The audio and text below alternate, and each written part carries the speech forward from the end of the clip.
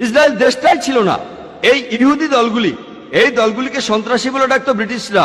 যদি পৃথিবীর ম্যাপটা দেখেন, 1945 সালের আগে ইসরায়েল নামে কোনো দেশ ছিল না। তারা একটা ইহুদি রাষ্ট্রের জন্য লড়ছিল। পরে তারা শক্তি দিয়ে ইসরায়েল দখল করে আর প্যালেস্টাইনিদের তাড়িয়ে দেয়। এখন এই লোকগুলি প্যালেস্টাইনের লোকদের বলছে, যাদের দাবিটা আরো জোরালো, তাদের দেশ ফেরত চায়। এখন তাদেরকে সন্ত্রাসী বলে ডাকছে ইসরায়েলিরাই। চিন্তা করেন, হিটলার 60 লক্ষ ইহুদি মেরেছিলেন। তিনি ইহুদিদের বের করে দিয়েছিলেন। তারা প্যালেস্টাইনে যাবে কেন? প্যালেস্টাইনিরা তাদের জ্ঞাতি ভাইদের আমন্ত্রণ জানিয়েছিল। তারা যদি কোনো দেশ চায়, তাহলে জার্মানিতে ফিরে যাওয়া উচিত, ইউরোপে যাওয়া উচিত।